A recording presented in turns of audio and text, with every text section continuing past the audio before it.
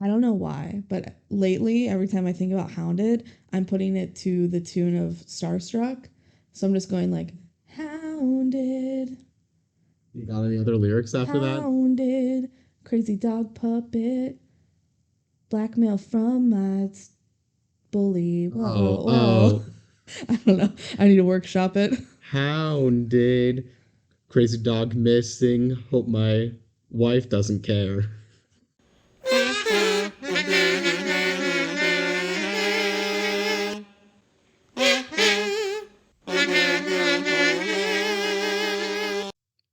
All right, welcome to the DCOM duo. I'm Benji. I'm Kelsey. And this is the DCOM duo. You're listening to the DCOM duo. Or the DCOM duo. Welcome to our third episode. I'm probably not going to keep saying the number episode wrong because that's going to be a lot, but this is our third episode. Plus, we don't really care if you skip around episodes you just want to listen to. I know not a lot of people have watched Hounded, which is probably not a good thing because Hounded is actually pretty fun. Yeah, I think like next to no one has seen Hounded. It is not the most talked about one. No, not at all. And it's not the most beloved, but not in like a way where people hate on it. It's much more they don't know. People don't know it exists. Yeah. It's one of the most underground. Under wraps. People know about Under Wraps, Kelsey. Only because they remade it. It's also the first one. I guess so, but it's the most under wrapped DCOM without being literally under wraps the DCOM. All right. So yeah, we watched Hounded and we have some thoughts. Yeah. So overall, when we watched this the first time back in our original marathon, we thought it was so good. And I think it was because it was in a long line of stinkers. We were hoping for a real good movie because, if you're doing a marathon of all the Disney Channel original movies and you're letting at that point we were letting randomness decide what movie we watch. We got a lot of bad ones in a row. If you get a lot of bad ones in a row, you start watching it and thinking to yourself, man, this mediocre movie is actually pretty great. And then you slowly realize, oh, we just wanted a good one, so we made a good one. However... Well, okay, yeah. So now we're watching it again, and I'm like, I feel like watching it again, because it's only the second time either of us have seen it. Mm-hmm. I'm like, it's not going to be as good. I'm going to be let down. Like, it was so good the first time, and now it's not going to be as good. But actually, I was pleasantly surprised. I remember thinking back when we first watched it, like, that was actually really funny. And I feel like a lot of the humor still lands for me. It's a pretty funny movie. I have a lot of thoughts about it. We're going to get to talk about it as we go along, scene by scene. But just generically, some of the better writing as a DCOM is both a physical and like a verbal comedy. I like the verbal comedy I think the physical comedy is not the greatest, but... the physical comedy is funny because it's stupid. I think. But the written dialogue, they got some really funny moments in there. There are moments where we would just look at each other and be like, they really just said that. That's funny. We were like out loud laughing at the moments that they wanted us to laugh. Yeah. A lot, I feel like. So if you haven't seen Hounded, I do recommend watching it. I recommend giving it a try. As of episode 3, I think it's the best DCOM on the podcast. That's probably true. Yeah, I think so too. All right, you ready to hop into our factos? Our factos? Our DCOM duo factos? Play the little jingle. DCOM duo factos. Sponsored by no one. No one. Again, no one. No one has reached out since our last episode, which, as we are recording, still has not come live. So we're literally recording this a few days after we've recorded Halloween Town, so it's surprising no one has reached out to us yet. All right, DCOM duo factos. Hounded was released April 13th, 2001. It is the 28th DCOM. So, director is Neil Israel. He directed some of Even Stevens, the TV show. Probably why they got Shia LaBeouf then. Exactly. And he also directed The Poof Point. Another DCOM, another classic. Another Taj Mowry DCOM. Yeah. Yeah. He directed some Lizzie McGuire TV show. And so he was around the Disney Channel. Yeah, he was around Disney a bit, and then a bunch of other stuff that I didn't recognize. So he's around though. He's done stuff. Mm-hmm. So, all right, our cast. Our main character Jay is played by Taj Mowry. He is the little brother of Tia and Tamara Mowry. Gotcha. Okay, that makes sense. Yep. He was in Full House when he was real little, and I definitely recognize him. He was a real cute kid. He was like little in Full House. He voices Wade in Kim Possible, the show. Yeah. I did not know that one. Yeah. He's also in the Poof Point, which I mentioned earlier. That's another DCOM. And some other projects, like he's also been around. Is he still active, you know? I don't know. I don't think very active, but I didn't really look that deep into it. I think Taj Mowry is what you want out of a DCOM actor. He really gives the performance of... He's selling a performance. He's a good facial actor, but he always has the same dopey face in like every scene where he just scrunches up his face and leaves his mouth like slightly open to go like, what? Like he's dumbfounded. And he does that face in like every possible moment. Yeah. But it's kind of fun. And I feel like he sells his role well. So I feel like he has good delivery and he's a good comedic actor, I feel like. All right. So his brother in the movie, Mike, is played by Craig Kirkwood. He was in Remember the Titans. Ah. And that's all I recognize. I don't think he's done much else. Yeah, probably just one of the players. Yeah. Yeah. Ronnie is played by Shia LaBeouf. I've never heard of him before. Oh, he's an actual cannibal. Oh, yeah. Yeah. Yeah. So Shia LaBeouf, of course, is in Even Stevens. That's what he's most well known for. Yeah, of course. Well, in terms of Disney, in terms of Disney, I feel like also that's just one of his biggest roles. Officially Disney? I think it is. I think Holes is Disney. I think but Disney Channel, he was in Even Stevens. He's also in the DCOM True Confessions. He's a low-key DCOM king. Yes, he is. He was also in Holes, which I feel like probably is his biggest role. Well, I mean, he's done other, like, mega franchises after that, He did Transformers. Yeah, I think that's bigger. You think so? I would think so. I feel like everybody remembers Holes. Maybe it's just, like, our generation. I think our generation remembers Holes, whereas everyone remembers Transformers. Even though, who actually genuinely remembers Transformers? Yeah. The only other one I put down was Surf's Up. Remember the Penguin, like, animated movie where they surf? He also is the famous "Don't let your dreams be dreams." Oh yeah, I forgot about that. Like, just do it. Shia LaBeouf, there's a lot to him. He was going to be in "Don't Worry, Darling." Yeah, he was going to be. Yeah, that was very recent. That's very topical of you, honey. He's going to be in "Don't Worry, Darling," and then Harry Styles took his role. He's still going around. Out of Disney Channel people that still act, he's probably one of the longest careers. Yeah. Maybe the longest for, like, kid star. Actual cannibal Shia LaBeouf. Okay. Van Dusen is played by Ed Begley Jr. He's in a bunch of stuff I don't know. Like, I honestly a fair bit, but... So he probably is famous enough, but not in anything big. Yeah. That we know from our admittedly... Gen Z millennial perspective. Yeah, the only ones I really recognized was Better Call Saul. Apparently he's in that, and also Young Sheldon. I don't know. So he's probably just a TV actor. Yeah.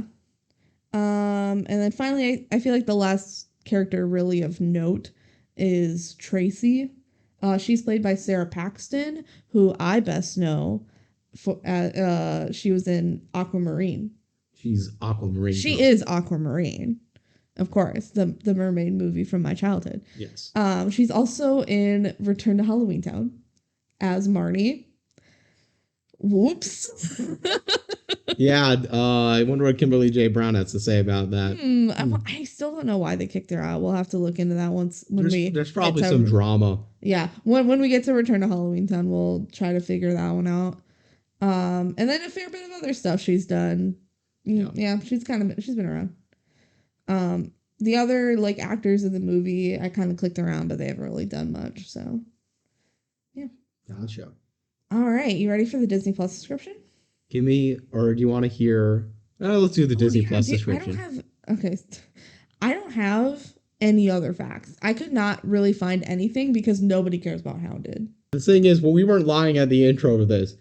Hounded is one of the most underground DCOMs, not because anything at the time or anything, just people didn't really care about the movie, and people don't care about the movie now. People have never heard of it. I never heard of it before watching all the DCOMs at all. Yeah.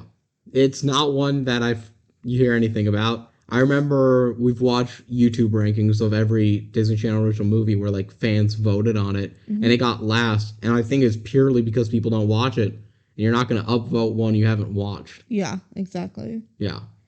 Do you have any facts? All right. So from the Wikipedia page for Hounded, I read this and I'm like, I gotta just read this in whole. Under the critical reception tab, on Rotten Tomatoes, the film has an approval rating of 47% based on 538 reviews. It only has 2 comments.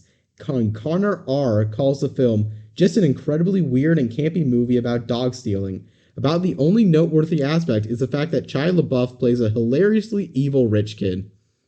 That is true. He does play a hilariously evil rich kid. Yeah.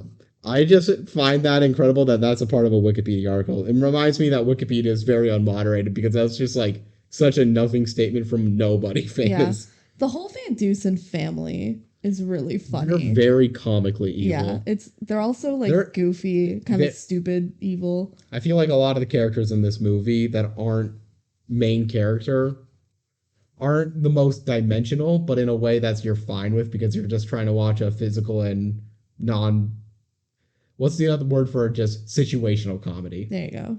It's not really a sitcom, but yeah. All right, you ready for the Disney Plus subscription? Let's do it. All right.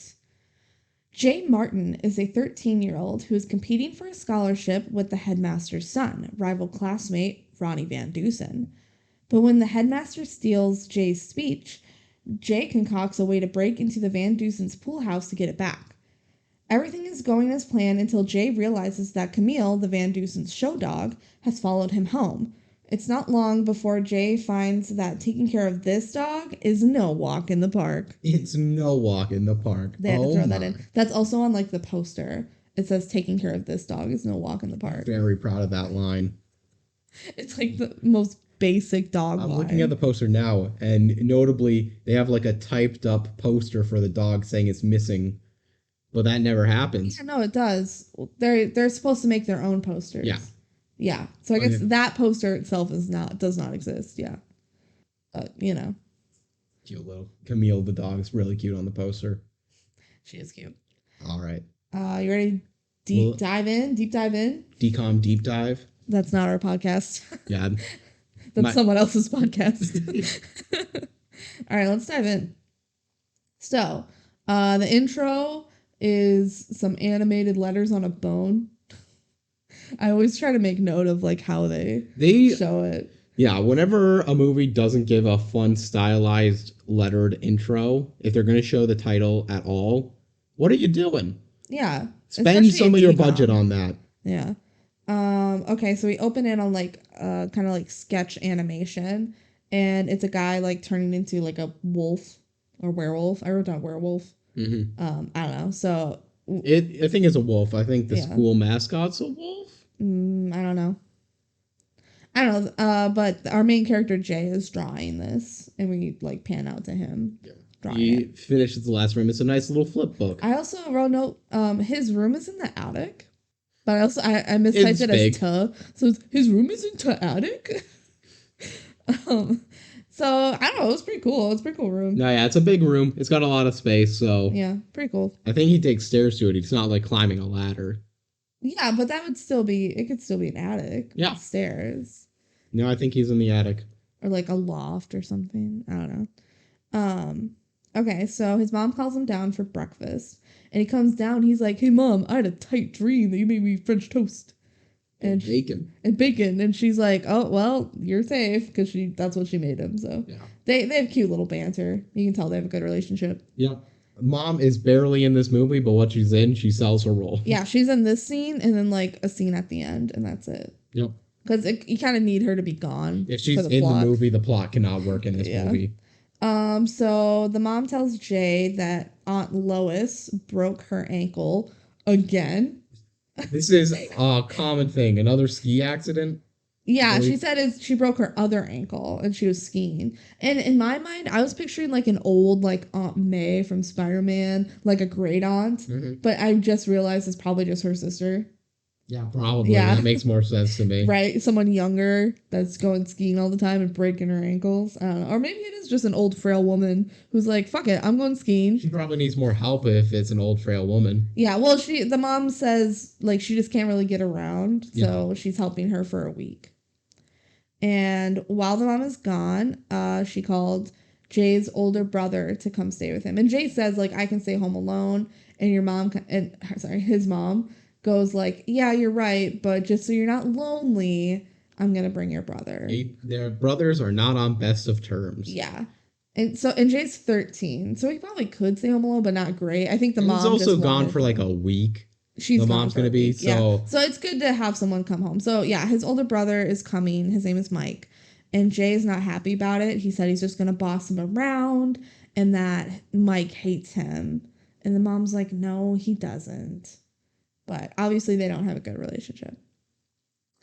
The mom also mentions that Jay is up for an award. It's the scholarship and that the ceremony is tonight and that she's sad that she's going to miss it. We also find out that his dad died. Yeah. Yeah. She's very confident he's going to win the scholarship. Yep. Yeah, the dad's dead. He's out of the picture in terms of that's why he can't stay look after the kid. Yeah, so Jay's up for the scholarship at Peterson, which is like an art school. And he kind of mentions like, oh, do you think dad would be sad that I'm not going to the military school that he worked at? Starkwell, right? Starkwell, yeah.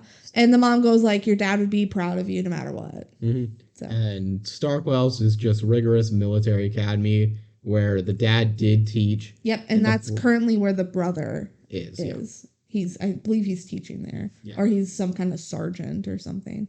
So we cut to Mike at the military school. And he's yelling at his soldiers. And he gets called over by the colonel. And the colonel says that his squad is going to fail the semester. And Mike starts going like, it's not my fault. They're just lazy. Mike is a whiny wiener. Yeah. And the colonel just says, like, all you do is yell at them. You're so harsh on them. Like, being a leader is so much more than just yelling. Yeah. I wonder if he's going to learn the lesson to that in this. I think they even say, like, you got to treat him like your brother. Yeah. Something. I don't know. So the colonel's actually being like super nice and giving really good advice. Oh, yeah, no. The colonel's basically scolding him in a way that it's just like saying, hey, you need to learn to be better. But I'm saying it in a kind way and take your time off to like rejuvenate. Yeah. And he says like, I'd really consider, if a military career is right for you. Mm-hmm. But I think he's also being nice because his dad was like a big deal there. Yeah. Yeah. All right. So we cut to Jay's school. The headmaster is being an asshole. He like confiscates a video game, which we will see later. This little pink video game console is like, you might not get this back to the end of the semester, if at all. Yeah. We meet Jay's friend, Tracy. She's in a wheelchair. This is Aquamarine Girl. Yes. It's kind of cool. Like, she's in a wheelchair, but they, like, never... It's not a point at all until, like, the very end of the movie, and even then, not really. Yeah. It's just kind of like, she's in a wheelchair, but, like, everyone is just treating her the same, which is cool. It's like, not a movie about being in a wheelchair. No. They just have a character in a wheelchair. Which is cool. There's cool aspects about that. Yeah. Probably would be better if they got a wheelchair actor, but this is a 2001 movie. I'm going to just give it credit where it's doing some sort of representation. Yeah. Even if it's not in the most ideal way. Let's just celebrate the small victories instead of complaining about the small losses. Yeah. In comes Shia LaBeouf. He plays Ronnie. He hits the teacher in the head with a soccer ball. And she goes like, oh, who did that? And then, Ronnie just kind of goes, oh, it was me. And she just kind of like waves at him like, oh, it's okay. She gives him a thumbs up. As Connor R. said in his famous Rotten Tomatoes review, he is a hilariously evil rich kid. Yeah. The teacher just like, oh, oops, it's headmaster's kid. Can't yell at him. Yep. There is such a clear favoritism. Yeah. Yeah. This is where our headmaster Van Dusen announces that the Spanish rice, if that made you feel different. He's got two announcements. One is plot relevant, and the other is that if the Spanish rice you ate yesterday made you feel weird, don't sue us. Like, come to the nurses, I think. And the other announcement is that the 8th graders need to go to the auditorium for the scholarship contest. This is the one that Jay is in. So they're 8th graders. And he's got all these notes written up, and he's very happy with the speech. He's trying to like show his friends it. Yeah, and then Ronnie comes and he knocks him down. It's because he drew the little drawing. Yeah, he was showing the friends the flip book. Yeah, the flip book that we saw in the beginning are on the back of his speech's cards, which he should not have done, because these are really important cards. Yeah, he should have just done it on something else. But whatever. Ronnie knocks him to the ground. That he's a pretty smart character. This is a weird misstep for him. Yeah. There's other paper you can get. Yeah, and so Headmaster Van Dusen comes over, and he sees that the drawings are of him, so he confiscates them. Mm-hmm. And he's like, you're not getting back. This is my presentation. I need that. And it's like, should have thought of that beforehand. And honestly, he should have. But also, like, they're only on the ground because he got kicked, right? That was Ronnie knocked him over. Yeah, Ronnie knocked him over. Yeah, I don't know. So we find out that Ronnie's also up for the scholarship, and it seems like they're the only two. They're the only two that matter. Yeah. I don't know how Ronnie got in that position. Does everyone else just hate this school? I was about to say, I don't know why Ronnie wants to go there, but I think they mentioned that it's more expensive than Starkwell, so it's probably just like a really good school. Ronnie also... They don't have the money, though. Oh, yeah. Well, yeah, so why does he need the scholarship if they can just afford it? Mm-hmm. I don't know. So Ronnie starts hardcore flirting with Tracy, and he invites her to the party at his pool house. Ronnie does not take no for an answer. Yeah, he keeps trying throughout the whole movie, and she's just like really annoyed at him. It's not great. So we cut later. This movie's good. Yeah, we promise the movie's good. So then we like cut in the little nerd friend. He's like, oh, I wish we go to the pool house. They're like, I hear it's sick. They have like a pool table and video games, and I even hear it has a pool. It's pretty good. He's so funny. Okay. This is the friend character, right? Yeah. Do we remember his name?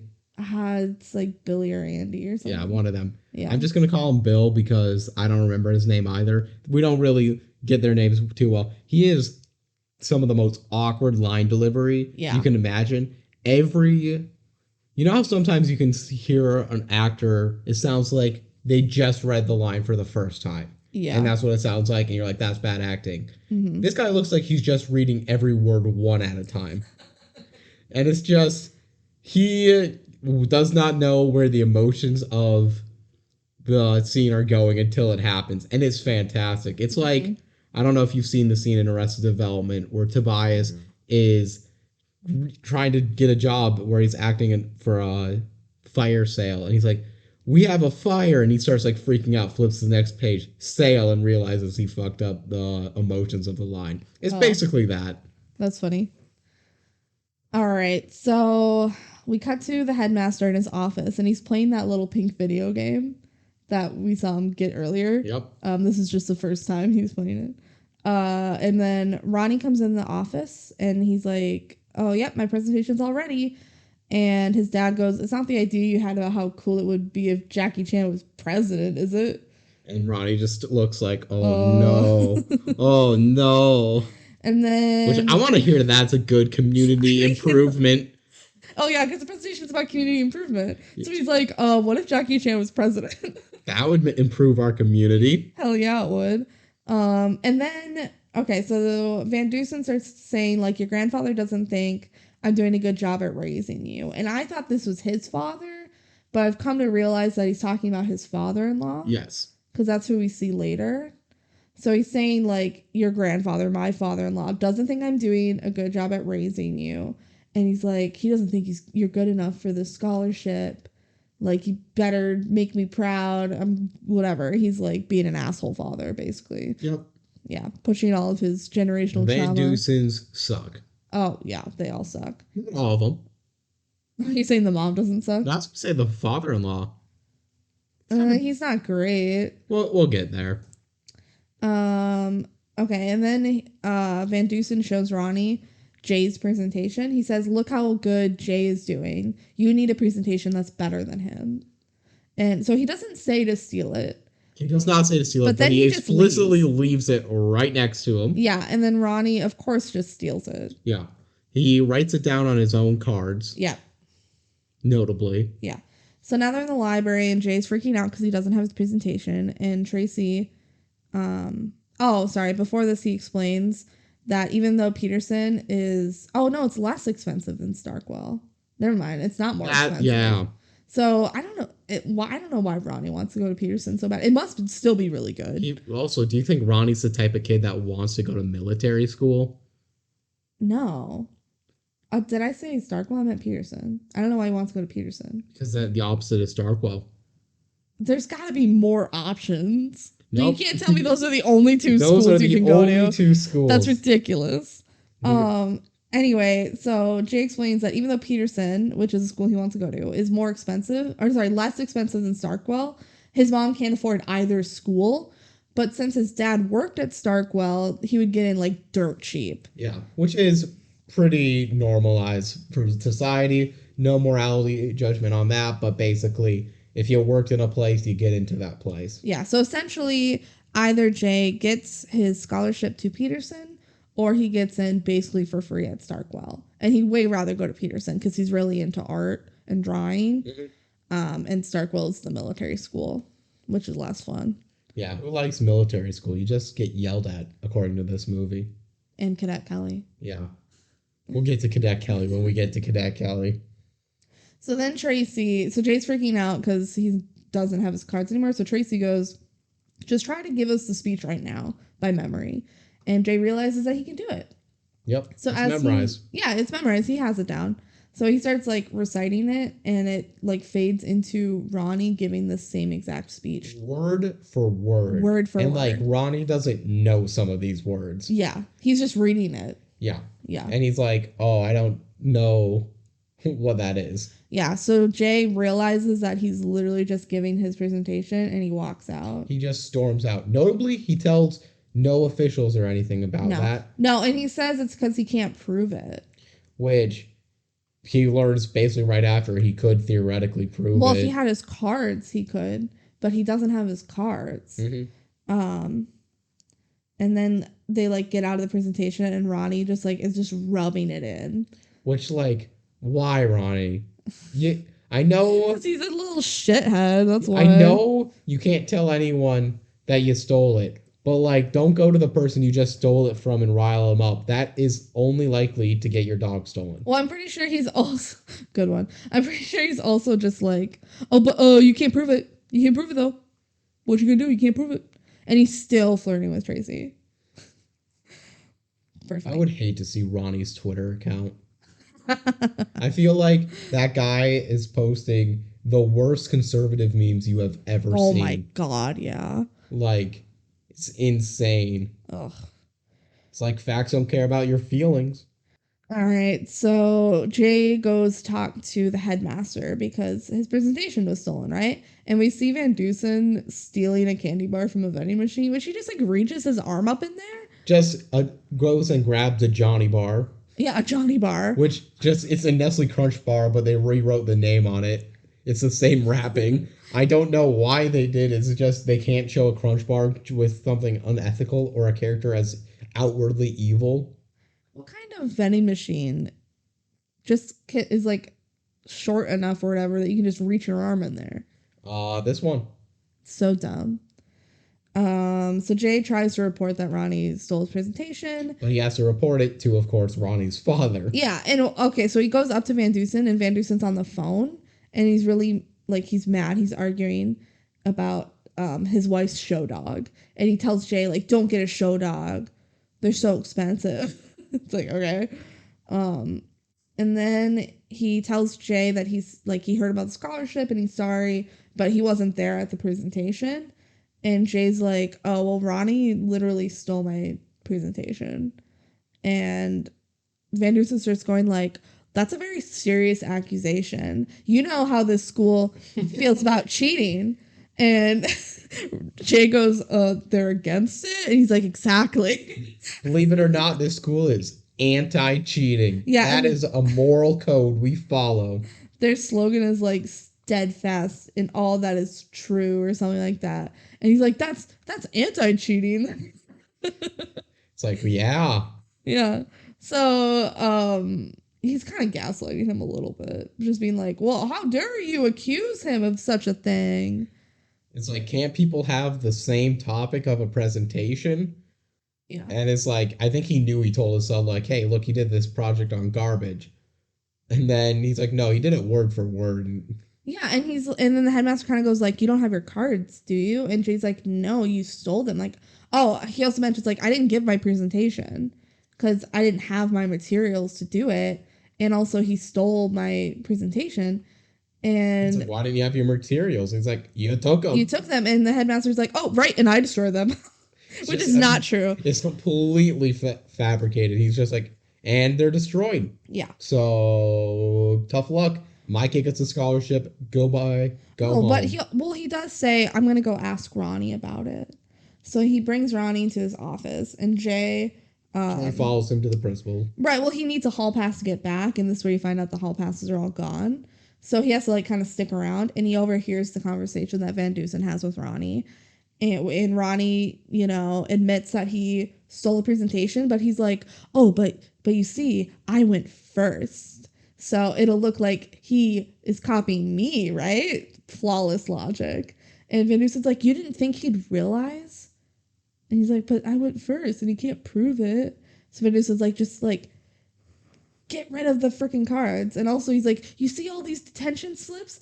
And freaking Shia LaBeouf is like, are those mine? He literally like raises his finger up above his mouth as like such an innocent little baby. Like, I would never do anything wrong. Those are my detention for any reason. Yeah, so money, please.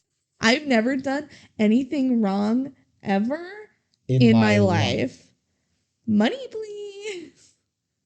Yeah, so obviously his dad is covering up all of his detention and shit, so. Well, actually, I don't think that's necessarily true. I think it is true. Because what Ronnie says afterwards makes it sound like he still goes to detention. I don't think so. I think his dad just covers it up. I mean, that would make sense character-wise. And we never see Ronnie at detention. But we also, Van Dusen says, if you mess up one more time, there will be dire consequences. So, big stakes for Ronnie here. Ronnie gets told also, like, he still has the cards in his locker. He's going to get rid of them. Yeah, he's got to go destroy them. So cut to the hall monitor, because Jay's walking down the hall. I want to pause this for a second. What? Did you have hall monitors in your school? No. Did you have hall passes? Yes. I had the same exact level of confidence. I think it depended on the teacher. I feel like that's something that I've seen in kids' media so many times, but maybe that's just a non-local thing. We didn't have like school specific hall passes. If we were like late for class, we could go get a pass to give to the teacher. But there wasn't anything specific you needed to be in the hallway. So do like students give up a free period to go be a hall monitor so they can pretend to be a cop? Yeah, probably. Like, is that just how they get their high? Yeah. By arresting kids? Absolutely. Yeah. So the hall monitor stops Jay, and Jay doesn't have his hall pass. And then... Again, they had no hall passes. Hall passes, and he was mad. He heard the conversation and he left. We should mention, like, Jay heard everything, basically. Yeah, he heard everything about how Ronnie stole So he knows the whole situation. He knows that they're covering it up. And then, so Ronnie swoops and he like, oh, hey, Jay, you dropped your hall pass. So he's like saving him, essentially. And he's like, hey, if you just like let this whole thing go, that'd be like cool. I saved you. You just let this go. I remember this is where he says, I wouldn't want you getting detention. That's kind of you would ruin it for me and the boys with all your like follow rules behavior-y. Oh, did he say that? So he does go to detention. Yeah. Okay. He's also like, hey, you just cost me $2 for this hall pass. So Ronnie has all the hall passes. The rest of the movie is trying to shill out hall passes. Yeah, he stole them and he's selling Ronnie them. is street smart in some ways. Again, he is an idiot, hilariously evil rich kid. Yeah. But he's also got some street smarts to him, to the fact that he knows there is value in certain things, and he is trying to use his status to profit off of it. Yeah. He has access to the hallway passes, I guess. So. He is living like a king, but not a benevolent one. All right. So Jay starts biking home. And on his bike ride home, Ronnie bikes up next to him and goes like, and kicks him over. For no reason. No reason. Just to be an asshole. Just to be an evil guy. It's way more funny when you think about it that way. There's no real plot relevant, reason to do it. Yes. Especially after he just saved him. Yeah. It's like the scene right after. Yeah. He's literally just being an asshole, and he's evil laughing, and then we see there's a clear pocket in his backpack, and it zooms in, and Jay can see his cards are in there. So Ronnie still has them. Oh, he wants to go flip through the flip book of his dad turning into a wolf. Yeah. So Jay gets home, and Mike is trying to call him. And it's one of those old answering machines where you can just be like, hey, pick up the phone, and you're able to pick up the phone. And he's about to pick up the phone, and then here's his brother. Yeah, and he doesn't want to. And his brother goes I know you're listening to me, whatever. Did you ever have one of these? No. I don't think I ever did, but my grandma had one. I think it is a thing. I think it was before. Yeah. No, it's definitely a thing. My grandma had one. I still had a home phone growing up, and we would get messages on it, but... It wasn't an answering machine. No. Okay, so Mike calls up Jay, and he says he's not going to be home that day or until the next day because his car broke down. So he's like, go stay with your friend, and I'll be there at 1600 hours tomorrow. I don't think he ever goes to his friend's house. I think Jay just stays home. The friends are nothing, and I don't think he ever would. The idea was just hey, you're home alone. You're not supposed to do that. Yeah. Et cetera, et cetera. So Tracy comes over, or I don't know, maybe Jay goes over there. Jay goes there. Yeah, well, she has her dog, so. Maybe Tracy. What's Tracy's last name? I don't know. Let me check if that's on here. Tracy Richburg. That's different. Yeah. Tracy is there with her dog, and she's like, hey, why don't you try petting my dog? It'll release stress. And Jay's like, oh, I don't like dogs. And dogs don't like me. Yeah. So Tracy's like, well, stop moping around, Jay. If you want to prove that Ronnie stole your cards, go do something about it. And he's like, what could I do about it? And he has this thought bubble. It's a literal It's a little circle that appears above his head of Ronnie laughing and biking away with the cards in his backpack. We literally saw this 2 minutes ago. It was 2 minutes of runtime ago, and we just get a little picture-in-picture thought bubble, and it's just the pushing over and then zooming in on it. You see... Jay's face just go, the classic Jay confusion face turning into, oh, I could use that against him. Yeah. Oh, and I think they were outside because Jay leans in for a kiss. For a kiss on the dog.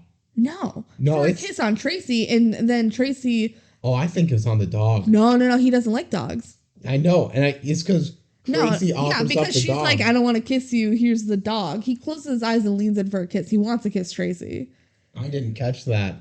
Oh, there's no way he was going to kiss the dog. I thought he was kissing the dog because he hates dogs. Because I thought Tracy said, "Oh, say goodbye to whatever my dog's name is." The dog doesn't appear the rest of the movie. Pretty sure he's leaning for a kiss with Tracy, and then she kind of lifts up her dog. We might need to rewatch this. Yeah, maybe. And then he falls off the edge. He wouldn't fall off the edge if he was actually going for a kiss with the dog. He falls off the ledge. He does not very far. He's fine, but yeah. If you have seen this movie and know the answer to this, let us know. I think they might be dating because later I think he kissed her on the cheek, at the end of the movie. They might be dating. So I don't think it's a big deal. No, it's not a big deal at all, and it's kind of funny too that Ronnie keeps trying to flirt with her, but yeah, I don't know. They're just casually dating. I think they're casually dating. They're friends with benefits, but the benefits are. Well, they're 13. A couple kisses. Yeah, they're 13, so they're not doing much. They're not doing it. Yeah. All right, so Jay sneaks into Ronnie's house, and he sees them leaving for the scholarship ceremony or whatever. And on the car, there's a bumper sticker already that says my son won the Peterson scholarship. Just was ready to smack that baby on there, and ready. It's a very specific scholarship. So yeah, it's really funny. Okay, so then Jay sneaks into Ronnie's pool house, which honestly is like a really cool pool house. Oh yeah, the nerd these guys are rich as hell. Oh my god, yeah. And they got a really fancy thing. I always thought it was interesting, both when we watched it the first time and this time. Ronnie's room in this entire giant lavish house is the pool house. I think that's just where he likes to spend most of his time. Yeah. But he's got like a bed there. Hey, yeah. Oh, do you think he sleeps out there? I think he does. Interesting. I think it's a choice. Yeah, it's his choice. Live there. Yeah. And he's away from all his family. Yeah. I don't know. So then Camille is the dog. Yeah. She starts barking and runs to the pool house. So I guess the door's just kind of open. But the maid was home. Jay's inside that room now. Jay's in the pool house. The dog runs out of the house and the door was open. I think it's because the maid was there. Yeah. We don't know at this point as an audience that the maid's there. We think no one's at the house. Yeah. But of course they have a maid. Yeah. Camille starts like barking like crazy at Jay. She's like a little Pomeranian. She's not very big. How does this family have this much money? Does a school headmaster position have that much? Well, the mom's dad is like even one. He's like one above the headmaster. I think he like owns the school or something. He's like super rich. Yeah. So I think they just come from money. They're just old money. Yeah, they're old money. So Camille starts like barking and the maid starts like calling out for Camille and trying to find her. And Jay's like, oh shit, like there's a maid here. I'm going to get caught. So he puts on like a really scary hockey mask and he just kind of like steps out of the pool house and the maid flips out. We should mention all this is doing is Jay just casually walking out. Not trying to do anything except not have his identity revealed. Yeah, and the maid flips out because this really scary. The maid is going to be lying about this story and what happens for the rest of the movie. Yeah. So she's just like she's screaming and running away, and she keeps looking back and screaming. It's really not very good at security. Yeah, I found that funny. Jay starts a bike home, and Camille starts chasing after him, and he keeps saying like, go home, dog, go home." He's saying this for like multiple scenes and between stuff. It's not like one of those where you stop talking in a conversation until you continue after the cut. No, like he's saying this the entire time and he's probably biking like a half mile. Yeah. And he tries to like chase her off and she keeps going back. So he's trying to get rid of her, but she just will not stop. Yeah. And then he like crosses the street and Camille tries to cross the street. But she's a little dog and she doesn't know how streets work. And she gets stuck in the middle of the road and she like causes a traffic jam. Just freezes and everyone hates this dog. Yep. So Jay goes back and he grabs her and she starts like kissing him and he's all grossed out. But now she likes him because she like saved the day. Mm-hmm. And I think one of the drivers is like, "You stupid dog." Yep. That was pretty funny. So yeah, now he's just like, "Okay, we'll take you home and I'm going to call the Van Dusens there." Yeah, I'll just like call him later. Yeah. And so he gets home and he's like, "Okay, I know they're at the ceremony right now, so I'll have to call them later. So we'll just hang out in the meantime." It gives an excuse for all of that to happen. Yeah. So he tries to keep her off the couch, but she keeps jumping up. So he's like, whatever. She keeps bringing back up. It's like 4 times. Yeah. The rule of 3 is held a little too highly in DCOMs, in my opinion, where they will show a joke 3 times and it needs to happen more times. Yeah. This is a movie where it happened 4 times and I loved it. They just keep letting her. He's like, "No, get off the couch." She jumps back on the couch. "No, get off the couch." She jumps back on the couch. "No, get off the couch." She jumps back on the couch. It's great. It's like it keeps happening. Okay, so he's like, whatever. And he starts flipping through the channels and they're all military shit. Yep. Which, of course it is. Then we get some of the best dog acting you'll ever see. So stupid. Like, they're watching this war documentary or whatever, and the dog covers her eyes. And it's very clearly some little puppet arm. The arms are so clearly so bad. They're so clearly not the dog's. And then she like literally salutes. She literally does a salute. Yeah. It's so stupid. It looks so bad. It makes me laugh though. It did make me laugh just because how ridiculous it is. I loved it. And then Camille starts barking after Jay turns the TV off and he decides that she's hungry. So he goes in his fridge and he's like, "Oh, here, you want some pasta?" He's like, oh, okay, cool. You want some meatloaf? And he like keeps giving her more and more and more food. He just basically empties his entire fridge because he's amazed this dog will eat this much. He's like obviously never had a dog before, where he doesn't know that like that a dog won't stop eating. It'll keep going. You can't just like be like, oh, she'll stop when she's full. Like, no, you have to limit what the dog's eating, which isn't the case for every dog, but a lot of dogs will just eat and eat and eat and eat. So he's being real stupid. And then eventually she's like all dirty and she's like laying down and like moaning. She's having a food coma. Yeah, she doesn't feel good. She eats so much food. She probably unhealthy. She probably needs to go to the vet, but whatever. That won't happen. No. It's not like she needs to go to the vet for any other reason throughout the movie. Yeah. So then later, Tracy comes over and Jay tells her all about the dog, and she's like, you're going to get in trouble. Tracy is the voice of reason here. Yeah, because Jay's thinking, oh, I'll just call the Van Dusens and return the dog. And she's like, they're going to know that you were there and that you were snooping around. So she's like, why don't you just like go back and leave her there? And then they'll never know it was you. And he's like, oh, okay, cool. So it's that night. He bikes back to the house and he tries to leave Camille there. And if you like the whole scene of, no, go home, dog, you get it again. And this time he puts her in the yard and she comes out of the bush. And then she goes off camera for a second and then jumps on some kind of spring into his basket. The sound effects in this movie. It's like literally a boing. The she jumps in the choices basket. They make, the transitions between scenes, incredible.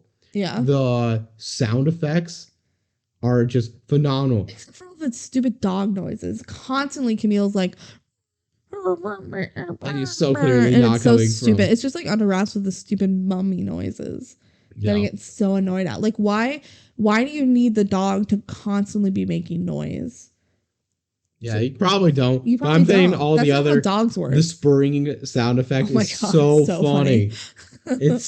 It'll literally just boing. Like, what kind of? There's a spring here, like a springboard, and she just flings herself into his bike basket. So she doesn't want to go home. Yeah, perfect landing. She does not want to go home. I will say, in every single stunt scene, you can tell it is a dog puppet. By the way.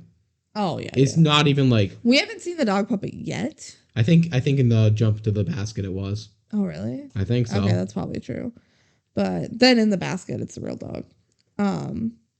And so Jay just like goes back home. He's like, shit, I can't get rid of this dog. And then he looks at a pamphlet of Peterson, and in his head, he goes, man, Peterson is tight. He wants to do art, not military. Yeah, oh, I like art. You know what happens to people when they're forced away from art and they can't go to art school and instead have to turn to military? Are you talking about Cadet Kelly again? No, I'm talking about Hitler. Oh my god. I mean, what's the difference between Hitler and Cadet Kelly? Stop right now. Oh my gosh. Okay. You better leave that in this. Oh my god. All right. So, cut to the Van Dusens, and they get home, and Ronnie's like, "Where should I put this award?" And his dad's like, "Wherever, anywhere." And Ronnie just like throws it on the floor. Which I literally funny. He does not care. And the dad's like, "What?" It's funny. This scholarship means basically nothing to Ronnie. No, he does not. Other than he would get punished if he didn't get it. Yeah. So the mom starts looking for Camille. She's like, Camille. She goes to her husband. And she goes, I can't find Camille. I've looked everywhere. And Van Dusen goes, everywhere, Eliza? That seems improbable. He's like not worried about it at all because he does not like the dog. No. And then the maid, like, Van Dusen runs to the maid and she freaks out. She's like, ah. And she's like, oh my gosh, I'm so sorry. Attacking him. Yeah, she starts attacking him. She's like, oh my gosh, I'm so sorry. There was like invaders here. I tried to stop them, but there were too many of them. They were in the pool house. She thinks there were like 20 men in hockey masks, like invading their house. And I don't know if she actually thinks that, but I think she's trying to justify it. Eliza says like, oh, the maid says that the pool house was swarming with masked men. So she's saying like there's just so many of them. It's too many. I think she was just really freaked out. It was very funny when she was running away from it. She turns around like 3 separate times to just see the same scene and scream and run a little further. It was funny. Also, Van Dusen hears like, oh, the pool house. So he yells out to Ronnie in the pool house, like, is everything fine there? Ronnie goes, yep, everything's fine. Just stay out. So this is important later, like for what happens later, whatever. And so Van Dusen's just like, don't worry, Eliza, that's his wife. He's like, don't worry, Camille will be fine. Like, I'm sure she'll come back, whatever. He doesn't care. And Eliza goes, but you know how she is without her medications. Medications. It's just, you hear it echoing. It fades. It echoes like 12 times. So much. So it cuts back to Jay's house. And here we start all of our like crazy dog shenanigans. All of a sudden Camille's like a really creepy dog puppet. This is the part of the movie that, in my opinion, drags on the longest. Oh, it's so long. It's like 20 minutes of the movie. Yeah. Of an hour and a half long movie, where 80% of it is just dog puppet goes and does angry yipping thing, and the dog's loud the entire time. Yeah, and it's just Jay running around trying to escape the dog. So yeah, so the dog's like this really creepy puppet now. It is not cute. It is actually scary. Yeah. Camille chases Jay around the house, and this dog is like flying around, defying gravity. The best parts about these are just, again, the sound effects, because every time it's just like springs and like rocket blasts whenever this dog jumps. She shoots. She totally defies physics. Yeah. It doesn't make sense. There are times when you see the dog literally like hit a door, and you can just tell they threw the dog puppet as hard as they can at the door.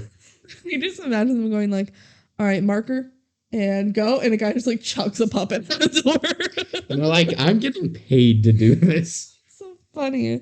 All right, so Jay locks himself in the bathroom, and she starts like clawing at the door, but she can't get in. And he's there all night. He sleeps in the tub. Yeah. Yeah, and so he wakes up the next morning. It must be the weekend. It must be the weekend. Which the mom's gone like a whole week. So I think it makes sense. That this movie, they like cut so much. It's always cut. I know because I was taking notes about what happens. It keeps cutting in like new days, I swear. They're not clear about the passage of time. Which they do need to take a week because then the mom comes back. Yeah. So, yeah. Anyway, he wakes up the next morning and the whole house is like destroyed. And he's like, how did such a little dog do this? It's because she's off her medications. She's crazy. Yeah. And she destroyed his dad's glove, which is sad. Because there's no need to explain why that's sad. It's just his dad died. Very sad. Yeah. And then he finds Camille asleep on the rug. So he like kind of sneaks around her and he puts a basket on top of her and she like wakes up. She's like freaking out. She's immediately back to full energy chaos. And so he like takes some duct tape and he like duct tapes the basket down. And then he puts this like big ass like vase of marbles on it. Oh, they're gumballs. They're gumballs. See, he says gumballs later. Either way, it's still weird. Dumb idea. Yeah. You can... From the moment that he does it, it's a Chekhov's gun of, you know exactly where this is going. Yeah. There's nothing else you can do. No doubt about it. Nothing else you can put on there. There's nothing else that weighs a lot. Probably, I guess not. Anyway, Tracy is over again. Tracy just keeps coming in and out. He's celebrating his victory. Well, not really. I think he's trying to say, like, I don't know what the fuck to do. And so Tracy's like, okay, why don't you call them with a disguised voice and then just say that you're going to leave the dog in like a basket in the park or something. And use like a voice changer thing. And he has one. Yeah, why does he have one? It's like a toy. But still, like... I don't know. It's really convenient. Very convenient. It makes your voice really deep. Yeah. So Jay calls Mr. Van Dusen with his little voice changer thingy. And I gotta point this out. Oh, yeah. This happens multiple times through the movie. Mm-hmm. And it bugs me. This is my nitpick of the movie. There are several times he's talking on the phone with the voice modulator. Yep. He is holding, I don't know how to describe this auditorily wise, but... He's holding the phone He's holding the phone like a normal phone, and then he has this voice modulator, which looks like a megaphone. Yeah. And works like the voice comes out of the megaphone. Which it does. And he's holding that in front of his face like normal. Meaning, the audio that's going into the receiver end of the phone is not the distorted audio, it's the audio that he's speaking into the distorter. He should be holding the phone to the speaker of the toy. That happens once way later on the film where they actually film it correctly, too. They only do it correctly once. And it bugs me because that means the whole point of modulating your voice is null and void. No, because his mouth is literally right next to the phone. It's just going to sound like bad audio quality. Yeah, no. And that's it. But whatever. He calls Van Dusen, and Van Dusen's like, oh, you stole my dog? Well, guess what? I don't care. I hate her. You can keep her. Jay is reasonably like, what? What? He's like, I'll leave the dog in a basket in the park. And he's like, nope, I don't care. You can keep her. Bye-bye. And he's also, again, he's playing the little video game. Yep. He's very happy to get this dog away. Yeah. Is this the time that he throws his allergy medication away? No, that's like, okay, that happens a couple scenes later, but it's literally so short, we might as well mention it now. Yeah, he throws away his allergy med. Which is so dumb because he is celebrating far too early. In any normal situation, the mom, his wife, could easily get the dog back herself. Well, he's like, don't bring her back. I don't care. Sell her, I don't care. Like, this person may not even have the dog. He may have just found out the dog was missing. Yeah. He probably has the dog. Whatever. He's like, woohoo, the dog's gone. Which also, he shouldn't throw away his meds yet because her dander is probably still all around the house. Although I gotta say I'm a maid, so I don't know. Maybe she'll clean it up real good. Mm-hmm. Anyway. So Jay's like, what the fuck? He doesn't want his dog back? Whatever. And then he falls on the marbles. Or I guess they're gumballs. Yep. Of course he does. And yeah, like, duh, they spilled over. You're such an idiot. And then Camille escapes. Somehow she, like, got up on the cupboard and she jumps on his face and he trips on the marbles again. Does she close the cupboard on this one? No, I think there's a different one that she has closes the cupboard. There's a different one. She's, like, inside of a cupboard. She's, like, up on a shelf or something. She jumps on him. And this is the part where he goes into the bathroom again, and you can tell the puppet's just, like, thrown at the door. It's so funny. That's my favorite point of the whole chase sequence, because it's just you see a puppet slam high on a door and then flop to the ground, and you're supposed to act like that's normal. You can tell they're just, like, thinking, what are the most ridiculous things we can make this dog do? Because they did not care about, like, logic. No, it just doesn't make sense. Okay, so Jay's in the bathroom. And Camille's still digging and barking to get in. And we should mention, she made a big dent in the door like the previous day. Yeah. And then all of a sudden it goes quiet. And it's like a horror film. And Jay's like, what? And then it's literally bursts through the door. It's like, I believe it's got to be a reference to the Here's Johnny. I think it is. That's The Shining. Yeah. I want to say. Yeah. I've never seen it, but I'm pretty sure. Where there's just putting the axe murder through the door. Yeah. It's just, they even have like the slit open and you see Camille stare and then trying to get burst through. Yeah, she bursts through the door funny.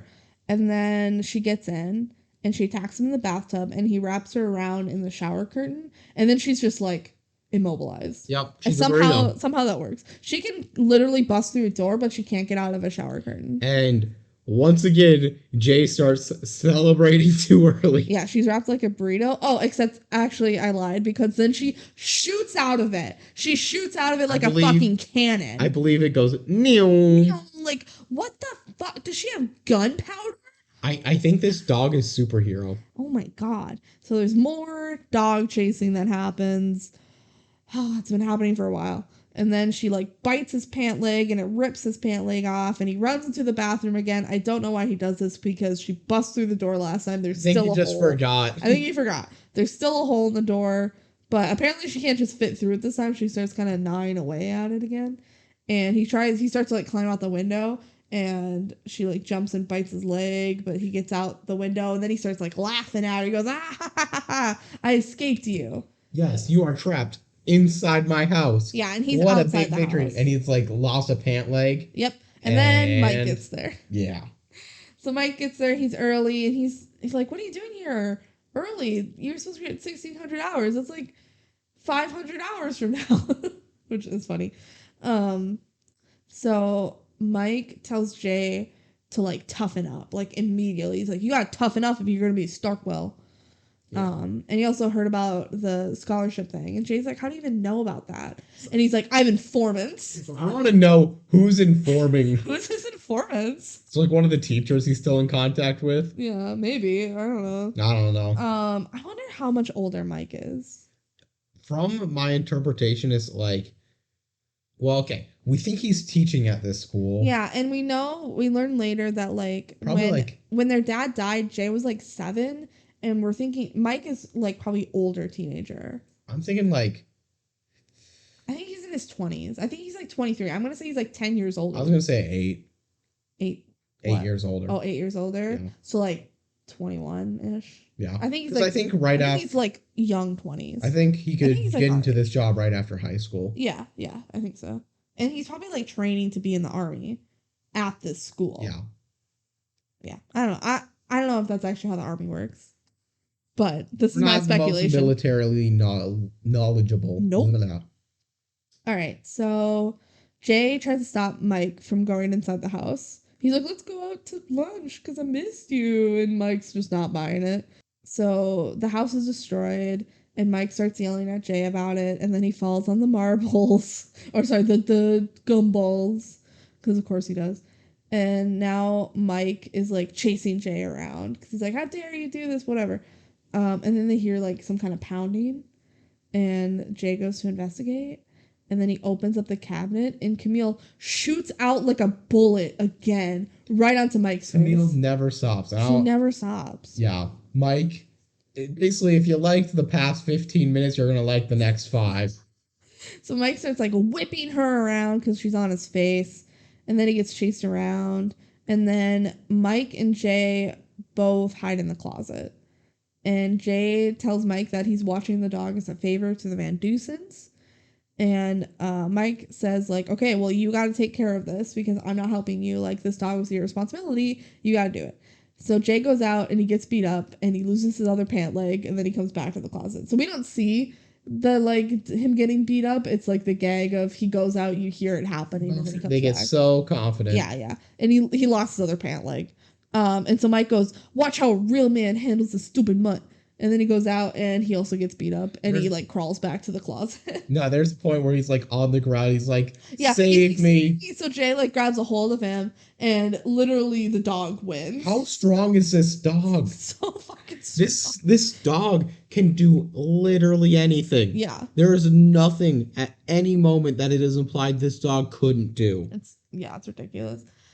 And then Mike kind of jumps up on this like coffee table, which isn't very tall, but somehow the dog can't get him there, which doesn't make sense because she's been like jumping and shooting. It does not make sense. It doesn't make sense. Camille, she actually does jump up again, but then Jay like bounces her off an umbrella and it makes like a boing sound. This is after the whole table cracks. Oh yeah, the table cracks. Basically, everything in this house is getting destroyed. Oh yeah, because Mike's up standing on the table. It's like a glass table, and it cracks and it breaks. And so they boing her off the umbrella, and then they scare her away with this little handheld vacuum. But then the batteries die, so he's like, "Go fetch!" And for some reason, Camille like chases the vacuum and plays fetch with it, and then she's carrying it back, and she has this little handheld vacuum in her mouth, which is really big for her. And she like runs into the wall with it and knocks herself out. It's in a funny way for the whole moment to end because it actually is over after this. She's just the only thing that can defeat her is herself. Yep, she knocked herself out. Camille's just like, yeah, you know what? I'm done. Yeah, and then Mike's just like, wow, you really saved me back there. You're really cool under pressure, which isn't true because he was screaming a lot. But whatever. He's like, Mike says later, like, you saved me from that dog. You owe me one. Yeah. Well, I owe you one. Yeah. Okay, so cut to Van Dusen, still playing the video game. Okay, what game do you think it is? I think it's Tetris. No, you think it's Tetris? It's pink. It's like a GameCube controller. Yeah. With a screen in the middle. Yeah, which is weird. I don't think I've ever seen. No, it's definitely just a fake console. We never get to see. Yeah, but it's funny. He's really into it. And then his father-in-law shows up, and Van Dusen's like, "Oh, hello, Mr. Columbus," and he goes immediately tell like, this is the guy he's scared of." Oh yeah, that's his father-in-law. That's he the goes owner of the school. Yeah, so he goes, "Mr. Columbus was my father. Besides, we're family. you can call me sir. So you can tell the dynamic here is like, sir is in charge. So sir is here because the dog was stolen. So this is Eliza's dad, Van Dusen's wife. And she obviously called her dad, like, Daddy, my dog is gone. So Sir tells Van Dusen to find the dog, or else he's going to find a new headmaster for his school. I like how you're calling him Sir. Yeah, I'm calling him Sir because I don't know his actual name. So I'm finding it funny. You don't think this guy's a good character? Like, you don't think he's a good character? I don't think he's nice. I think he is the nicest Van Dusen. He's literally holding this guy's job over his head over a dog. This guy sucks at his job. He only got it from nepotism. But like, he's still an asshole. He's like, okay, his daughter is like a daddy's girl. Yeah, maybe. Okay. Whatever. He also later, when like everything's falling to shit, he's like, your son is kind of an asshole. Apple doesn't fall far from the tree. Like, he doesn't care about his grandson. He literally told Van Dusen, like, I don't think Ronnie's good enough for the scholarship. Like, he's an asshole. Also, okay, so his Van Dusen has a portrait of himself in this office, which I think is their house. It's either that or the headmaster office. I don't know. I think this one's their house. Yeah. And it's like crooked, and he like goes over and fixes it, and then once he leaves, Van Dusen goes and like tilts it again. He gets put on tilt. Yeah. Yeah. Ha ha ha. Witty. Ha ha ha. Okay, so back home, Mike is still being a hard ass. And he's like, you gotta return the dog. And Jay says, like, okay, I'll do it. Like, don't forget, at this point, Jay is lying about saying he has, like... He's watching the dog. He's watching the dog. Yeah, as a favor. So he's like, okay, I'll return the dog. I'll call them to be responsible. And Mike goes, all right, I'm gonna go take a nap. Which, me too. I'd want to take a nap too. It's been a stressful day. Yeah. So Jay calls Van Dusen again. Once he realizes that brother is upstairs, goes, you know what? I'm going to grab the voice modifier. Can't show my voice. Brother doesn't know that. Yeah. Goes to the porch, goes and calls. Yep. And this time Van Dusen is scared. He was like praying. He's like, please call me again. To every god that he gets the phone call again. So he immediately starts like offering up money to Jay. He's like, I'll give you money. Jay's not asking for money. No. But he's like, oh, you wanted to meet somewhere, right? Okay, let's meet at the ice rink. And then he like hangs up, and Jay's like, okay, cool. I can give him the dog at the ice rink. So then Mike is back in the kitchen, and Jay's like, I thought you were going to take a nap. And he's like, I changed my mind. Which is fair. And then Jay goes, okay, well, can I have a ride? Because I'm going to return the dog. And so Mike's like, I don't want to, but I owe you for saving me earlier. So yes, my life. So dumb. Okay, so they're in the car, and Mike is like, so you're gonna ask Van Dusen for money, right? And she's like, what? And he's like, for the damages to the house. Like, you should ask them for money. They're loaded. And so she's like, oh, okay, whatever. And you just think to yourself, man, this is all setting itself up so clearly. He's gonna get the money, the dog's gonna get back, and they can fix up the house. Mm-hmm. And that's like an easy excuse for taking the money that is being given to them. Yeah, so it's actually turned out nicely for Jay for this exchange to happen. And it looks like everything's going to work out. I don't know how Jay's going to get around showing his face, though, to the Van Dusen. Well, I don't know what his plan is. Anyway, they're in the car, they're driving, and Camille starts like waking up, and they freak out, and they like pull the car over, and they run out of the car because they're so scared of the dog. And Camille jumps out of the car too, and she runs away from them. So she's missing now for real. And Mike tells Jay that it's his responsibility to find the dog. I'm not helping you. And he goes, like, the brother's being a dick here, but also this is not what he would sign up for. No, he's like, you need to find this dog. And he goes, and when you get home and I just so happen to be asleep, please don't wake me. Which I'm still tired. I am now gonna go take a nap. So at the ice rink, Van Dusen is waiting for his dog, and he starts like saying hello to everyone. He's like, hello, do we have business to take care of? And the guy goes, what kind of business? And he goes, doggy business. And the guy just like looks at him weird and skates off. Imagine if you were skating in a public ice rink and a guy comes up to you and says, hey, we got doggy business. Doggy business is weird. Like, what would you assume? What would you assume that business is? I would do the same thing. I would just walk away. Skate away? Yeah, I would skate away. And then, like, of course, Van Dusen, like, falls over on the ice and he can't get up. Ah, ha, ha. It's physical comedy. Okay, so back home, Jay gets home and he says, the dog is returned, but he didn't get any money, which is a lie because he didn't find the dog. But Mike wants to call to get the money because he's like, what? He didn't give you any money. We need money to fix the house.